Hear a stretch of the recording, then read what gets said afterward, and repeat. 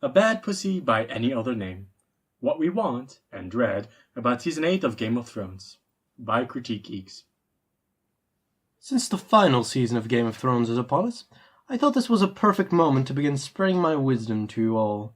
Therefore, I have invited the local jester to join me for our first Critique Geeks, outlining exactly what we dread, ooh, scary, and what we desire, hubba hubba, from Season 8. So, put on that knight armor you got off Amazon for a discount that doesn't fit you quite as well as you'd imagined. Take out that Emilia Clarke picture you have in your pocket, and pull out your Drogon. He said it. Let me just pull out my notes.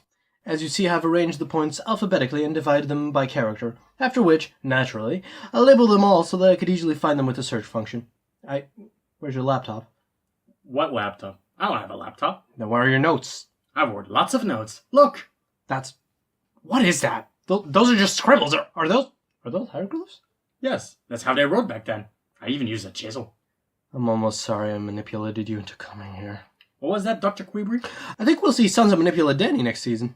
Or at least they'll have a Mean Girls-style rivalry, because Dany's on her turf. And, of course, pointless melodrama will ensue. I really don't want more plots like the one Littlefinger got in Season 7.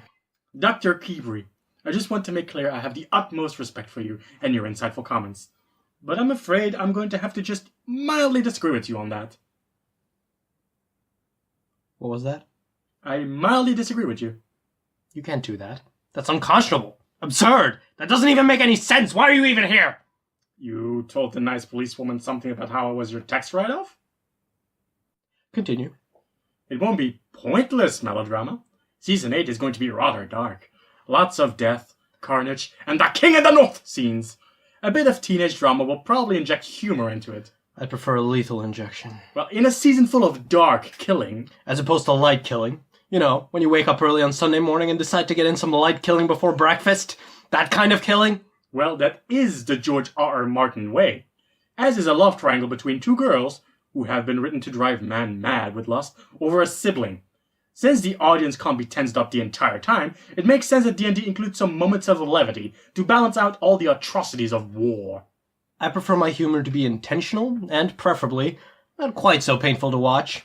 Plus, they only have 6 episodes left of the entire series. I don't want that wasted on a Sansa and Dany rivalry that'll just be petty. I would like some decent character development again. Same goes for Tyrion, actually. It would be great for him to reconnect with his darker side, make him less of a goody-two-shoes. I'd rather they write him as a more competent character. What exactly did he do last season? He hung around, drinking wine. He warned Dany all the time about being bad. And he hung around, drinking wine.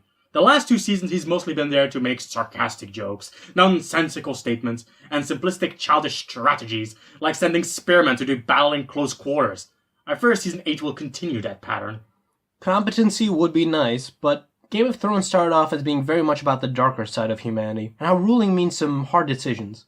The characters were supposed to reflect that. Now the characters, especially Tyrion, are just cardboard cutouts of themselves. I would love it if the final season brought some complexity back, give characters like Tyrion difficult choices to make, especially in the high-octane, world's gonna end, oh god situation. So we can get lots of lovely close-ups of his face looking on in horror? Yeah, we've had enough close-ups of faces. That alone is not sufficient to get into a character's mind. I'd actually like to have some intellectually stimulating dialogue this season. Less bad pussy and more power resides where men believe it resides. That's how you craft a character you actually want to put up with for 10 hours a season and not just jerk it to for 5 minutes. Well, sadly, the imp we saw the last 2 seasons was even less than a brow-beaten bookkeeper. I want Tyrion to demonstrate he's his father's son. I want to see him use his political acumen to keep Dany's Frankenstein alliance afloat. I want to see him study battle strategies in order to devise one for the Night King. Then again, I'm afraid we won't have time for that. I think they're dead set on having these characters just be vessels for awesomeness. The living embodiment of that is probably Arya. I definitely don't look forward to what they'll do with her next season. She'll probably just have wall-to-wall action scenes of her spinning and twirling about. Let's just hope she doesn't chunder. But if there's going to be wall-to-wall action, it would be the perfect opportunity to finally have the Unsullied prove just why they're considered the best spearmen of Essos. So far they've been rather out of their element. A pitched battle would finally allow us to see why their lockstep discipline is so valuable. Yes, the 69 remaining Unsullied can together take down 1 White Walker in an epic scene, and then, right next to them, Arya can take down 24 with a single flick of her pinky. You joke. Perish the thought. But I wouldn't be surprised to see it. That's why the show needs to demonstrate that a White Walker cannot just be taken down by a random bloke with a knife. The Unsullied working together, forming a phalanx, and using battlefield tactics to take down a single Elite Walker mook would bring back some realism to these endless battle scenes. To really drive this home, it could end with a major character dying. That would be fantastic, actually. Please let it be Sansa. Please let it be Sansa. Please let it be Sansa! If a major character died in the first episode, now that would get my attention. But I fear there will be few or very artificial stakes, as was the case in Season 7. Sadly, it's far more likely Whites will be cut down by Valyrian steel swords and obsidian, even though that makes no sense whatsoever, like lemmings past their expiration date. That's, when I really think about it, probably my worst fear. Well, if it isn't Sansa dying in the first episode, then I want it to be Cersei. The previous season set her up as a threat to Dany with her hiring the Golden Company. She definitely out-schemed her foes, so I fear that her malarkey will take up way too much time this season. And quite frankly, I'm done with it. I would actually love to see some scheming between Euron and Cersei. Cersei's playing with fire by employing Euron. She should pay the price for that bad decision. Decisions should have consequences. Just ask the young wolf. Then again, maybe it'd be for less consequences to bad decisions. So, more realpolitik? We've had 7 seasons of it. 7? I remember 4 seasons of politics, and 3 where succession doesn't mean shit, and the most sophisticated bit of politicking was Tyrion trusting the most moral people in all of Essos, the fucking slave masters, to honor getting rid of the thing that made them rich. Yeah, but they were all ignoring the real threat. Right now, they're not. The undead army is coming, and most of the plot should be focused on that. Not on that and Cersei throwing a temper tantrum because Jon didn't pledge to stay neutral. Actually, I would say that's rather the point of the whole thing. That humanity's infighting prevents it from standing up to the real challenges it faces. If it suddenly disappears now that it's convenient, that would very much clash with the themes of the show, or at least the books we're trying to put forth. Yes, but the show dropped a lot of silly things, like nuance and detail. And time, and space, and sense. That allowed the books to actually present this message. So I fear that D&D won't be able to pull that off, and that it'll only frustrate the audience, and myself. As opposed to suddenly humanity being a lovely family that faces all challenges as a unified front because Jon just looks so damn dashing and black.